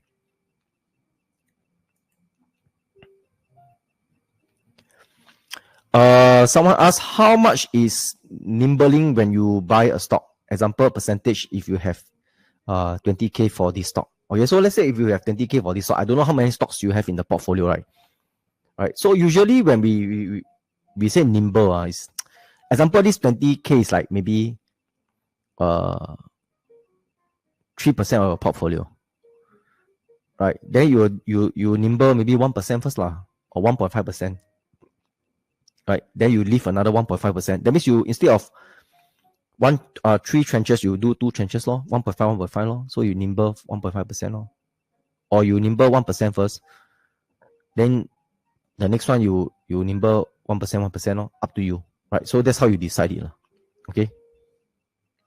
We look at percentage, we don't look at the absolute amount. Okay, but of course, if your absolute amount is very small, then it's a different thing already. Right? So let's say this 20k is the only money you have. Right? Then you can split 20k, maybe I'll split into 10k. Instead of divided by 3, you'll become very less. Actually also can just like 6k, also possible also. Right? I think when you invest every time per tranche, at least must minimum above 5,000. Right? Too small also no point investing. Might as well you just save first. Okay? Okay, so someone asks, how do we determine how much we should put towards investing? Example, 20% of what's left after deducting expenses. Okay, so usually what I do is I base on the percentage one. Okay, so it's up to you to determine your percentage lah. Okay, so for me, I save how much? So my expenses, I usually try to be 50% of my income lah. Then I will save 50%. Right? Because now I got kids, it's very hard. In my early days, I can save up to 80%. But now I got kids, very hard lah. So I really try my best already. Sometimes I save 50%, sometimes I save 40%. Okay, so provided all my things are all set, but a lot of my monies are tied to equities one. Okay, so that's how I do it lah. So, but usually I tell people a good amount is, you don't consider after deducting, but you consider like 20% of the total salary lah. So let's say your salary is like 5,000, 20% of 5,000. You just put into stock. You put in the side first. You won't immediately invest on it. You put at the side first. So usually what I do, I'll put at the side first. Then I'll see the broker got good interest rate or not. The broker got good interest rate, I transfer to the broker. If the broker don't have, just put in the SSB lor. Just let it get 2.6%. Right? Because SSB within one month can take out already. Right? So crisis will take time to bottom one. So if you see got crisis, then you just withdraw only. Right? So that's what I usually do lah. Okay, so someone asked, how do we determine the current market proportion between bonds and shares? Okay, so I think there's this thing called the rule of 100 lah. So it's up to you whether you want to do or not. Right. So let's say if you are 30 years old, right, 100 minus 30, right, 70 should be in stocks, 30 should be in bonds. Okay, so that's the rule of 100. But I don't do that lah. To me, right, CPF is my bond already. My emergency funds I will put at SSB. Then I'll leave 1 month. 1 month of emergency funds, right? Because the SSB require 1 month to draw, so I leave the 1 month to tong first, right? Then I have, sorry, I use speak Hokkien. I use the 1 month to endure first, right? While waiting for the SSB, the money to come out, if in case I need emergency. Then I still got some side cash that I leave it idling down there, just in case anything and all this, right? Then a lot of the rest of my monies are in the interactive brokers and all this. So that's how I do it. But to me, bonds are, I'll treat CPF as my own bond. Okay. So if someone deploy USD 1 million cash now to invest with goal of achieving an average return of at least 10% in 5 years, what market stocks would you recommend and how would you allocate the funds and why? So I think if you want to get 10% returns over the next 5 years, I think in terms of valuation, the highest probability I think is Hong Kong market, because the valuation is cheap, right? So there's a chance where you get the dividend already. Now you go Hong Kong stock, easily you 6% dividend. Your stock just need to grow 4%, you get 10% a year, right? So I think it's Hong Kong stock if you want to talk about and there's a lot of possible PE expansion also. So I think if it's me, I got this amount, I just deploy in the Asian markets, right? US markets selective on certain stocks. So someone asked, how should one allocate our investment between cash holdings, CPF OA, and SRS? For example, are growth stocks using cash holdings, dividend stocks using CPF OA? Okay, yes, your CPF should be deploying into dividend stocks, correct? And REITs using SRS. Actually, I'm not so sure but for SRS, because I personally don't use SRS, so I also don't know how to comment on that. Okay. Because I don't believe in the SRS one, so that's why I never put my money in SRS. I think growth stock for cash holdings. I think you dividend also can for cash holding also. Not much of a problem. Okay. Okay, so someone asks, I want to use the market uncertainty to clean up my portfolio by selling off low quality stocks, cut losses, and buying better quality one. However, when the market moves both up and down, all stocks tend to follow the same trend.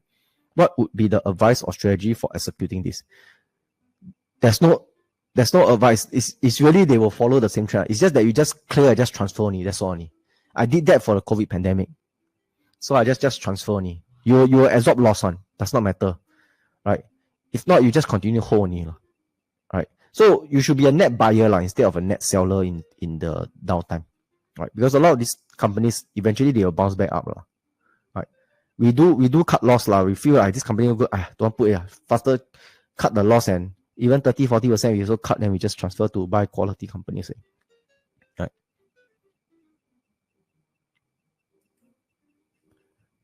Okay, someone said mid-60s, recently retired. How can I create a monthly income of 3K from 500K to support my long meditation retreats? Should I diversify my US stocks and focus on dividend stocks? My portfolio is 18 stocks, 100K. Okay, so it's a 100K portfolio, 55% in US stocks and CSPX, 40% in S-REITs and banks, and 5% in cash. I think for a 100K portfolio, okay you're well spread for this one. Quite good, right? Actually, if you think about it, 3K a month is about 36,000, So 36,000 a year is about, let's say you want, assuming 5% dividend, so your capital you need is about 720,000. You yourself already got 500K capital, but you only got 100K in the stocks. So if you just left with 220K of capital to generate the passive income I have. But actual fact, if you do dividend investing for a long time, I mean, you want to do that, you should do dividend investing. But if you do dividend investing for a long time, you will know, actually you don't need to have exactly 700 plus thousand. You can get your 3K already. So like example, my OCBC. My OCBC, I bought at $9.36. Recently, the dividend they give plus the special already 10% already. So those talk about 10%. You talk about the regular dividend itself is about 9%. Yeah, about 9%. So imagine I invest 100,000 in OCBC. Yeah, I sure got 9% back in terms of yield on cost. So much capital, the exact this 720,000 to achieve the 3K one. You need less than that. So actually, this $500,000 is enough for you if you invest prudently. Because you're in the mid-60s, you should not go into growth stocks, because sometimes growth stocks will go down significantly. You should go into dividend stocks, right? And you invest prudently, right? Like your banks now also 5%, 5%, 5.5% yield, right? And slowly when market crash, you deploy even more, right? You actually can get your 3K one, right? And I believe you still got your CPF, which you never mentioned. Okay. Mohit said, can you elaborate on why you don't prefer to put in SRS? Because you put in the SRS is because you want to reduce your tax, right? But after 10 years, when after 62, you withdraw, you still have to get taxed 50%. I think it's 50% of the whatever you draw also. So you are just delaying the tax. This is the first thing. You delay the tax, but you force yourself only can invest in Singapore stocks only. I don't like that. When it comes to my money, I want to have opportunity to not only invest in Singapore, I want to invest in overseas also. Right. So I don't think it makes sense to me to put in SRS. And you stuck down there, if you want to take out early, must have penalty. And I don't like that. I don't like to be locked up. I like liquid cash. But because probably it's my circumstances.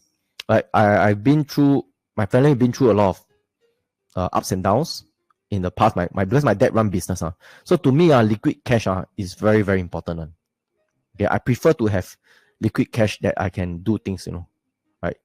Yeah, instead of that's why I haven't been. I'm content. I see a lot of my friends upgraded to the let's say bigger houses or condominium and all this. But to me, when I look at it, I to have so much money just stuck in the house, and when you emergency you need, it's going to be a big headache. So I never like that actually, right? So that's why I feel when the government created HDB when I bought many years ago, I think it's very good. I mean, I pay very low monthly installment. I don't need to worry. Every month I got cash to invest. No need to worry on it. Yeah. So that's my take on it. Yeah. So the strategy to invest without withdrawing, which is you withdraw below this amount. There's a certain amount that you must withdraw below, then you won't get taxed, right? But if you invest until very good, then your money become very big amount. How? Let's say your amount of money, your SRA grows until 1 million plus. How? 2 million, 3 million. Then you divide it by 10 years. You sure will still get taxed on, right? So you won't get taxed if you invest very lousily and your amount of money is, if your amount of money is very small, right, it's not a lot. And yeah, to me, if you invest very well, your money should become a very big amount. Okay? Yeah. Now you're saying is you won't get taxed, but because you're assuming that you're not investing very well and you're having low amount of money. But if you're investing very well, how? You're buying good dividend stocks. Like I said, I buy OCBC, right? And other stocks. And throughout the 10 years, or 10, 20 years, they compound you very well. They can compound you very big amount, right? Your banks can easily grow about 12 to 15% over a long period of time, if you buy at the right price. And the price that I bought for OCBC, I think I can compound about 14% to 15% over a long period of time. Right? So it will become a very big amount also. Okay, so now let's move on to talk about investing strategy. Those people like investing strategy related. Okay, 9:30 already. Okay, I better speed up. Okay, so someone asked, how do you determine the fair value of S&P 500 to purchase? Like I told you, the chart and all this. So do you think S27SI and VUSDL, which is the London one, and this one is the Singapore one, are better option than VOO? I think as a Singaporean, right, or Malaysian or any overseas, you should consider the one that is in London, which is Irish domicile one.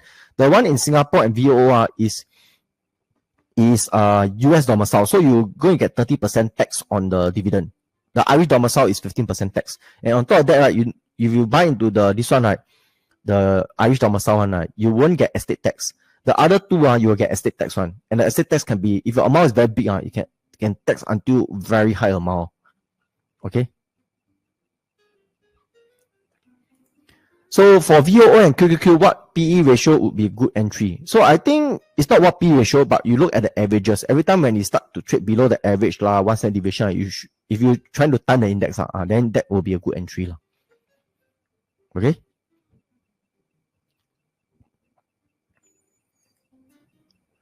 Okay, so someone asked, one of the member actually sent in, said, I'm 39 years old here, 2.8 million portfolio. 60% US, 40% China, has a goal to hit 10 million by 52 years old. How should I approach this goal given my timeline? Okay, so my take is this timeline. Okay, first, congrats for having a 2.8 million portfolio at 39 years old. That is very good. You're on the right track. Okay, so it's your hard work, and I would like to praise you on that. Okay, so next thing is, I think the timeline is a very achievable timeline. You didn't put a very crazy timeline. So that is very good. Okay. So let's say up to 52 years old, you hit your 10 million. If I take the compound calculator, 2.8 million, 10 million. For the next 13 years, you want to hit 10 million. Your compound rate is only 10% only. About 10.3%. And this I haven't include if you're working, you're still inserting money inside to invest, So that means if you insert money in invest, actually you need, if you insert a lot, if your salary is high, you insert a lot, then your compound returns no need to be 10%, less than 10% also can. So actually, if you took the money and just invest in dividend stocks, and it's much safer and collecting the income, I think you can hit your 10 million goal very fast. Right? I think it's achievable for you. You are already on the right track, and you never put very off target type of figure. You never say like 100 million in 13 years. That one is very hard to achieve just by investing. You need a lot of money to come in. But for this one, you just put, even you don't put in money, right? You invest probably just 10% per annum, you are able to hit close to 10 million goal. Okay? Okay, so someone asked, should I allocate certain percentage and DCA into index fund and long-term investment to capture larger market growth while stock picking based on company's valuation and fundamentals to capture short-term gains. This is especially true during high volatility markets condition. I think it suits you if you are someone who are new to the market, right? And you take some money to do the normal company to learn first, while you never waste on the opportunity cost and you DCA on index. So I think that is very good. I think if I can go back to time when I first time start investing, okay, I will DCA large amount into index first, while I take some money and go and do stock and learn along the way. Then I won't make so much mistake already. But yet I still can compound my money. Okay, but in the initial years, I just took everything. I just start doing on stocks. Okay, so that's my if I can go back, I will do it this way. Yeah, which is exactly this method lah. Okay, so I asked what should be the maximum number of stocks we should have in a stock portfolio of growth and dividend. I think again the rule of 100 again, right? So if your age is 30, 100 minus 30, 70% is growth. Okay, so that's how you do it. Would you like to understand more about exit strategy, especially for growth stocks? I think at the end it's really based on valuation. Like I told you, 1 standard D, 2 standard D, right? You also need to look at the prospect. If the company got a lot of prospect, right? Even at 1 standard D, I also don't sell one. Unless they give me like very crazy valuation, 2 standard D, right? Then I'll start trimming already. Okay, so that's usually by valuation. I roughly know when to buy stocks in terms of price and margin of safety. The question is, when should I sell? Because sometimes even when the PE is above 1 standard deviation, we don't sell. And sometimes when the PE reach 10 years mean, I see you guys trimming the position. Okay. Yeah. Okay. So what? I think you must be an Alpha Lab member to ask me this lah, because we do trim sometimes at mean. Okay. So the Alpha portfolio is mainly managed by Rusmin. I'm more managing on the special situation side of the portfolio, which is more like satellite.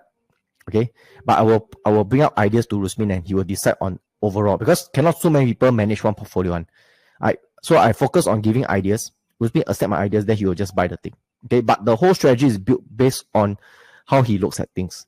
Okay, so sometimes we say I mean is because Rusmin thinks that, for example, Adobe got a bit of pressure from the AI, or Alphabet got a bit pressure from ChatGPT. You want to reduce the risk, and the portfolio already grew until a big chunk of the asset already. So we just he trim.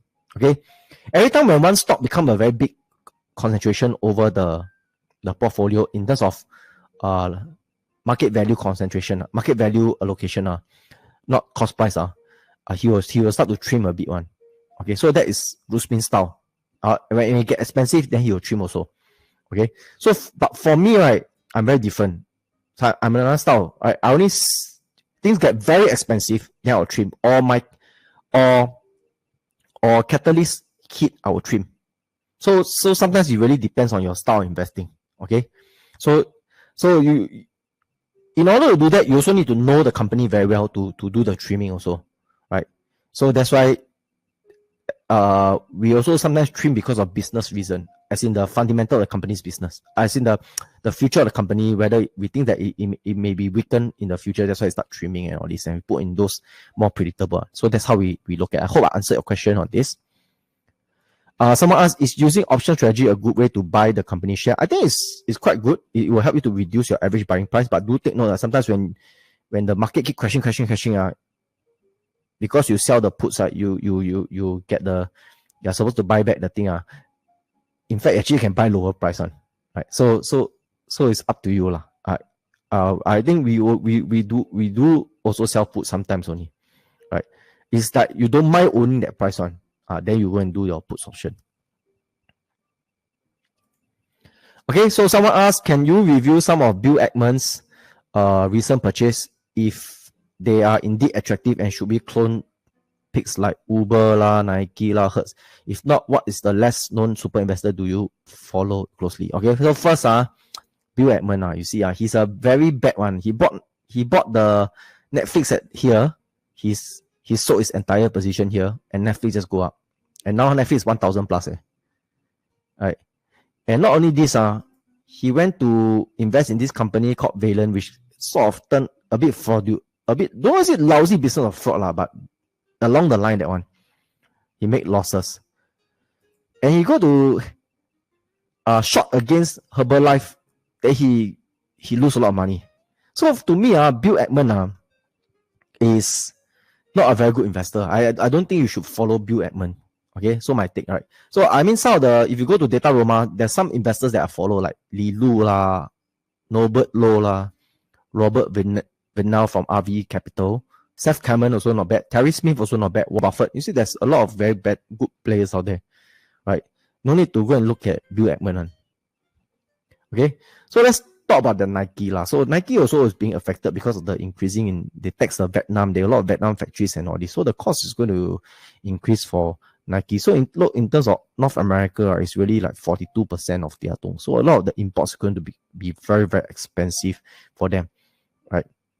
And China also may tax Nike, so they also have 16% thing. Okay, but in terms of valuation, I mean, yes, they seem to be cheap, but I think for Nike, there's a lot of things to fix. First, now they got all this tariff thing. Second, they are also fixing some of their issues with the distribution and all this, that the CEO or the current CEO or the previous CEO screw up. Okay, so a lot of things that they traded at this direction. Then you have companies like Lululemon that also traded at one standard deviation, negative one standard deviation, but they are down because of the tariff, not because of they got issue the business. The business itself is still very strong, good brand and all this. So if you compare Nike and again opportunity cost again, right? So sometimes when we look at things, we don't look at one thing. We must look at a few investment opportunities. It makes more sense to take a look at Lululemon than to take a look at Nike. Do you agree with me? Type in the chat and let me know. What's your take? Okay. Okay, so someone say, should I continue to hold US bond in the current environment? Again, it's opportunity cost again, right? So to me, I look at US bond, I'll see the opportunity cost, whether it makes sense to invest in equity or makes sense in bond, right? So usually when you buy bonds, when the stock market becomes very expensive, then you convert to bonds, right? So now the stock market is going to crash, right? You want to convert to bonds. You should not be doing that. Right? You should keep your cash and prepare to buy more stocks. So that's my take on it. Okay. Okay, we just move a bit faster. Okay. Should we be heavy on the US or China now for 10 years horizon? How's the position on less volatility and generate reasonable returns? Okay, we say excellent philosophy. Thank you. Royston said, is Lululemon concentrated in products as compared to Nike, so the risk is higher? You can say that if you want. Okay, but sometimes fashion business is a bit hard. I never always like retail business also. Fashion industry is they change very fast on. But then I think Lululemon have built quite a good following on the yoga pants. But whether how long they can last, I don't know on that. Right? Because for this sort of company, I just feel they don't last. You just is at this moment only. Okay. Okay, should we be 10 years horizon? I think growth companies are always very volatile. You invest US, the moment they don't hit earnings, the drop is very significant. If you really want stability with a reasonable return, I think dividend investing is the best for you. It's not growth. Okay. Okay, so from past records, what is the CAGR return of VOO and SPY? I think it's about 10%. 8 to 10%. Inclusive of dividend reinvestment, 8 to 10%. Okay. Say you enter a trade in fixed amount on a regular interval end month compared with using a fixed amount of shares on the same interval. Is that a difference? Actually, I also don't know, but usually I tell people by the amount. Okay, so advice on achieving 20% CAGR on a fresh capital of 1 million. If you want to achieve 20%, you cannot be investing in index. You must be investing in individual stocks. And when investing in individual stocks, you need to dare to buy against the crowd. Then you will get your 20% CAGR. Because only by buying at very good valuation, when everybody's running away, and when people come back and you sell to them, right, that's where you have edge over other people's. Okay, so that is my take to getting 20%. Okay, would it be much safer to invest in companies that are not affected by tariff or ETF in this unpredictable, volatile market, or perhaps dividend generating companies? So I think if you want to be more safe on things, I think dividend generating companies will be better. You don't care whether tariff or not tariff, still collecting your dividends, right? Right. So this leads to the next question. Now people keep asking, can dividend stock outperform US growth stock given the uncertainty in the current US economy? Right. So my take is, right, if you do one strategy, stick to that strategy. Don't, because now the strategy is not working, you want to switch. And because you do that, right, you're actually buying high, selling low. Trust me. Okay, I tell you why. Because I know of, Ruspe, I have one friend who runs a fund. Okay. And the fund is a value fund. Okay. And in the initial years, they did very well in the value investing. So they went to set up a fund. So when they set up a fund, right, the value investing was underperforming for many years. And 2020 the growth stocks was performing. So the person literally clear off all the value stocks and buy into growth stocks, after 2020. Because after 2020, the growth stock performed very well until 2021. Right? So in 2021, at the peak of the growth stock, he convert everything to growth stocks, buying growth stocks that are loss making money, because at that point of time, growth stocks are they grow, but they're not making money, but they go up 3 times, 5 times, right? And you know what happened? In then it crashed all the way down, a lot of the growth stocks. So his fund literally closed down. Okay, so stick to one strategy. Don't keep switching, because if the strategy keep working, the alpha will disappear one. Precisely, the strategy don't work all the time, right? There's alpha in the strategy. Do you agree with me? Okay, so like that time in 2020, we bought into profitable companies, reasonable valuation. Our returns in 2020, some of the stocks are only 100% or maybe 50, 70%. But if you buy into loss-making companies, you are making like 300%, 500%, 700%, But after 2021, what happened? All those stocks that you have bought, you go down 90%, Right? I still can remember people on YouTube was commenting, how come you guys buy on this kind of thing? The return is so low. Now you can get 300%, 500%. But we have seen it many times already. At the end of the day, right, you really have to stick to your strategy. Okay? Do you agree with me? Okay? If you agree with me, just type yes in the chat and let me know.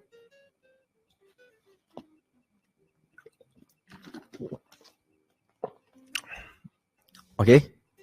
So you see, same thing. You go back to 2020, 2021, everybody say Katie Wood is better than Warren Buffett. Warren Buffett's strategy outdated. But you see where is Warren Buffett right now? For the past 2020 to 2025, up 100%. More than 50%, more than 15% CAGR, 16-17% CAGR. But what happened to Katie Woods? Negative 1%. You hold 5 years, negative 1% CAGR. Negative 1% returns. Right? Can you see that? Right. So stick to your strategy. Don't be tempted to switching. Precisely, you keep switching, right? The strategy don't work already. Okay. So let's move on to the investor psychology. So again, you see, everybody's questions about the US eroding confidence. Is investing in the US still fruitful even if have become undervalued? I say yes. Always remember, good valuation comes with a lot of bad news. At the end of the day, look back at the chart. US still go up. All history. Okay? Okay, so I think I just quick. 43. Okay, let me skip quickly. All these are all the tariff one. Okay, what's this? With the tariff, is it still reliable to depend on past financial reports to find good company and wait till more stable to analyze? I think it is. You still can rely on past and report. Okay, but you wait until everything stabilizes. I tell you, the valuation also go up already. Okay, so you have to decide fast when it comes to investing. Okay, how do you determine if the stock is suitable for satellite portfolio and how do you work out the exit strategy? Exit strategy is the valuation. Okay. Satellite portfolio is usually the companies that has we feel either the moat not strong or we buy based on catalysts and all this special situation. So that's what we do. Okay. Okay, so there's some other questions that people ask. Like, what is a good starting capital and strategy for those who don't have much saving to start with? Okay, so I think, if you want to start investing, at least save until 10,000 or 20,000, then start investing lah. Because your amount too small, you also cannot invest, right? You must first learn how to manage money first before you can learn how to invest. That's my take, right? So I think at least 10,000 minimum. How can we build up industry knowledge besides reading the annual report? I'm very impressed by 5% analysis of each company, particularly the non-financial aspects like the risk and challenge of the industry. Wow, thank you so much for for praising us. Okay, yeah. So actually, the thing about reading, to study about industry, right? You have to really, if you go and study, if let's say the industry got a lot of competitors, you're going to read all the annual reports, you straight away know the industry. Trust me. When I read, I usually read the competitors and reports. So I read the whole industry, then I'll get the hang of it. Or I will read around different places or different publication about certain industry, and I also read about how people talk about this company. Then I also learn from there. So that's how I usually do it.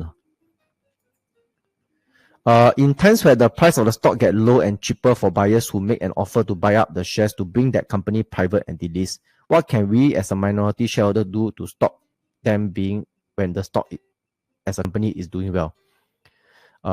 You cannot do anything. Trust me. Throughout my years in Singapore, investing in Singapore stocks, I don't know been through how many privatization offer already. You cannot one. You got very hard one for minority shareholder. It's very hard. Okay, yeah. This is, you have to just suck it up and move. That's why we are very selective in Singapore companies, especially for growth. For dividends, still okay. Yeah. So we are mostly outside for growth lah. US and Hong Kong, which very hard for them to prioritize. Okay. So when should we use price to cash flow and PE to evaluate? Like, I think most of the time, like I told you in the Alpha Quadrant, you should use PE. Price to cash flow is only when the PE is understated only. When the earnings are understated or is understated, then you use price to cash flow, which only very few companies you use, like Amazon or the Alphabet also can use price to cash flow because there are a lot of exceptional items. So we also lazy to go and adjust every year. Just use the price to cash flow. Okay. Okay, if you were investing for your aunt, would you buy physical or paper gold? If it's paper gold, which counter? I think I will buy paper gold lah. So paper gold got a few lah. The SGX got the SPDR gold, right? You got your GSD is your SGD. Then the 087 is your USD, right? So I whether you buy SGD or USD, that one I'm still not so sure. I haven't bought gold yet before, so I don't know. Yeah, but there's these two counters for you. Okay, so someone asked, my son has now started working with a decent salary and benefit, including medical. He says that he doesn't wants to buy medical insurance since his employer provide good coverage for their staff. He believes it's better to invest the supposed medical insurance premium into the US ETF and SPY VOO monthly. This is on top of his other monthly saving from his net salary and EPF. Your thoughts? Please protect yourself first. Your company can retrench you anytime. Okay, don't depend on your company's medical insurance. You should have your own medical insurance. As you get older, right? As you get older, right? How to say? As you get older, right? The insurance will get very expensive. Okay, so please do not rely on company. Okay, can you explain dual listing works? If we invest in a company that is dual listed, do we suffer dilution of equity or dividend? No. Dual listing is just there's no dilution on. Usually they take the existing share and just list only. Right? Nothing much. Everything is the same. It's just a different country only. Okay. Okay, how does Singapore GE affect stock market? If majority become opposition, confirm the stock market will crash on.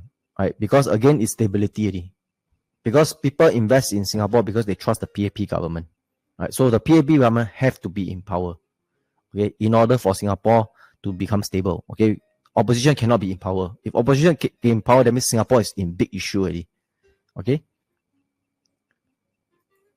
Okay, so last question. Someone asked, "Hi Victor, I'm thinking about switching to investing as my main source of income and profession or career. I have a tech/product management and marketing background. What would a typical day for Victor looks like? What would you recommend for me to make the transition?" So basically, you want to be a full-time investor lah. So when you do investing for full-time, right? It's important to read the news lah. So every day I will read The Edge. The Edge is just once a week lah, right? Then you have your business time, and sometimes you read. If you invest in US, you will read the Wall Street Journals and Bloomberg, all this. So all these news I have to read one, cannot escape one. Okay, then just have a list of companies because I'll filter companies, so I'll just slowly clear off my filters and all this lah, and see companies, and I'll read around different Substack publication to find ideas lah. So that's how I usually do on my daily basis lah. So you realize now you spend a lot of time just reading only. That's all. That is basically investing life, reading. Okay, the moment you don't read, right, there's no idea. So you have to keep reading, stay in tune with the markets and all this.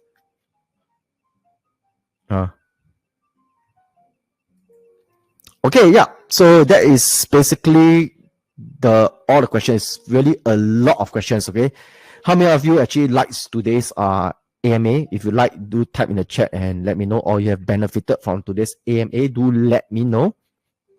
Okay.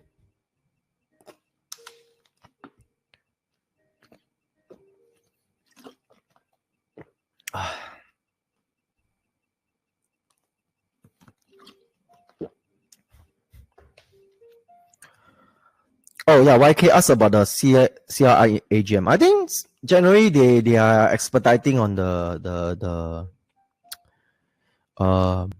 disposal. I think they talk, a lot of people ask questions about the C-REIT one, which the CEO actually says that he feels that it's a very big market for them.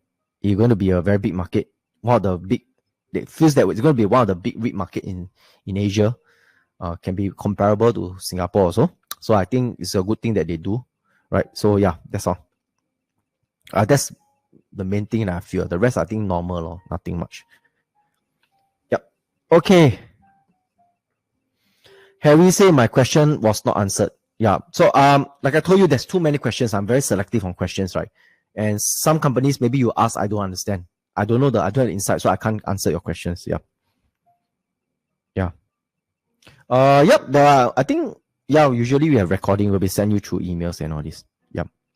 Okay. So now it's about 9:52. I think I will close the session at 10 p.m. Okay. Just do a quick, if you have any questions now, I just answer a few questions, then I can just call you a day. Okay. Yeah. Because I didn't expect so many questions. Then I will end usually I present until 9:30, then I still got half an hour to answer question. Now I only left with about 8 minutes only.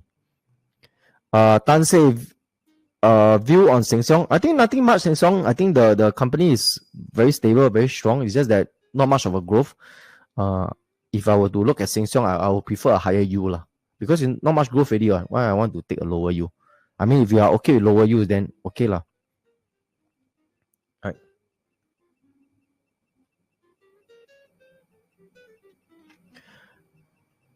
We say, can you revise the calculation of risk reward for asymmetrical bets, asymmetrical play? As in, how to calculate risk reward? Is it? If you want to calculate risk reward, we have a valuation. Our alpha quadrant premium training. We have this. The previous one I did the valuation quadrant one. I did in depth to teach about calculating risk reward in that webinar. How many of you actually attended the webinar? Okay, so I think this year I think probably going to redo it again. So just watch out for the link. Okay.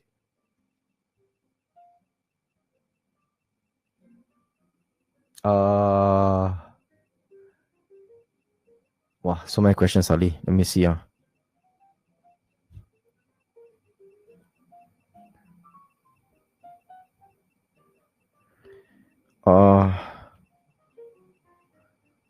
What's your thought on SoFi technology? I have not analyzed the company, so I don't understand it.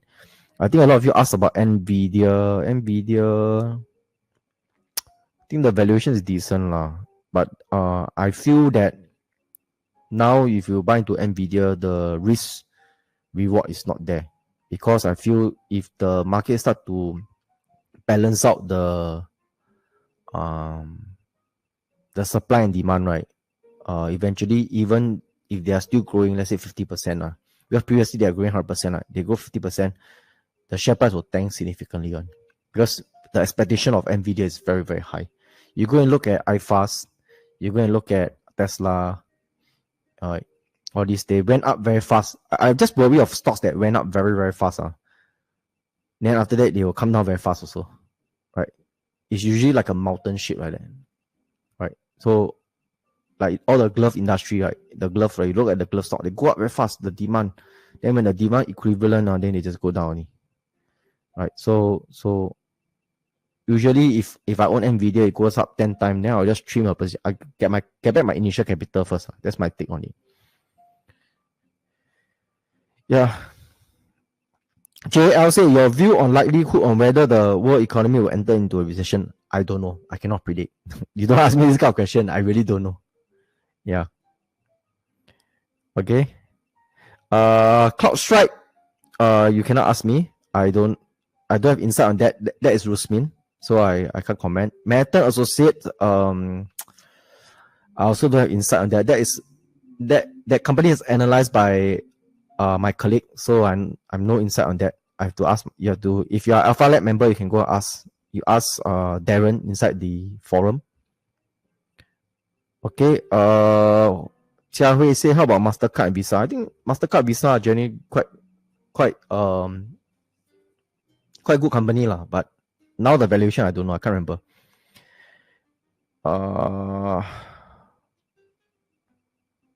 Okay, Bryce say, after doing valuation and getting 10 years average P of a company, we get the fair value, and give an example of how you decide which company get 10% on fair value entry and others 30%. Okay? I thought this one I explained during the Alpha Quadrant live webinar before already. So basically, the one that you want, that one with the lower margin of safety one is the one that you feel the business got less moving part. Like example, Microsoft, right? They are dominating in terms of the thing. Their business model very strong. Everybody have to use the thing, right? They got the data center, they got their office, right? They got their Microsoft operating system. Very critical, everybody use one. So all these are, you can just pay by fair value. Or companies like MS like that, you can pay by fair value. Too strong already. Right? So this one thing. Okay, Aaron asked how much to join Alpha Lab. I can't remember what's the Alpha Lab price. What's the Alpha Lab price?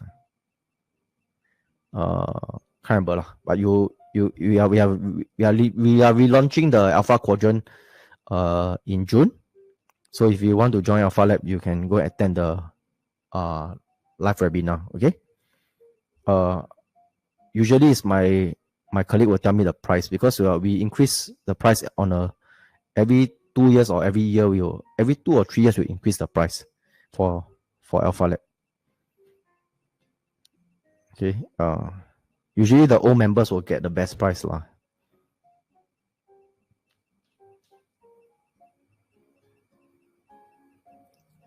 Okay. Taikit said, is carbon neutral and vegan a tailwind trend going forward?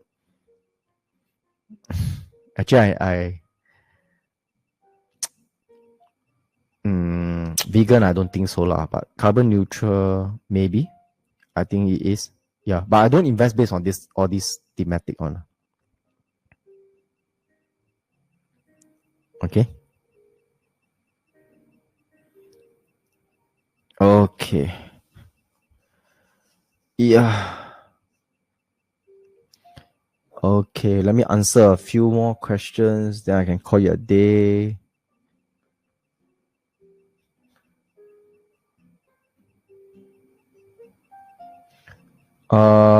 Someone asked, do you know about VTech Hong Kong stocks and provide over 9% yield?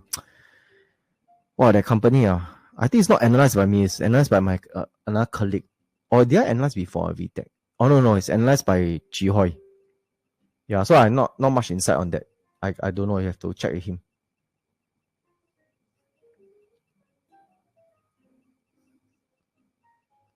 Elizabeth said got attend CRI AGM. Yes, I got attend. I will do maybe a summary update for the DM Pro and Alpha Lab members.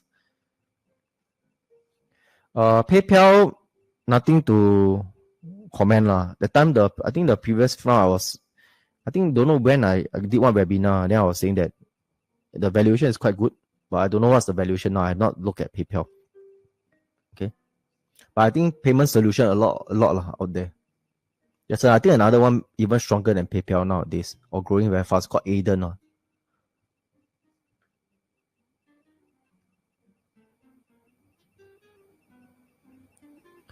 Okay, I think there's no questions. Now it's 10 p.m. sharp. Okay, so I hope you guys like the Alpha Quadrant Premium training that we did for you. Okay, so keep a lookout. Alpha members on a yearly basis, we do have maybe 3 or 2 to 4 Alpha Quadrant Premium training for you guys, right? I did a few last year, and I'm going to redo some of them because some of the members like it, right? I just did one in January, but I can't remember what's the topic, right? So right now it's April, so the next one probably is another 2 or 3 months down. Okay, I'll try to do the valuation one again, right? Because I think a lot of people request that again, right? On how did I do risk reward and my valuation. Okay, if not, thank you so much for attending the Alpha Quadrant Premium training, and I will see you again. Bye bye.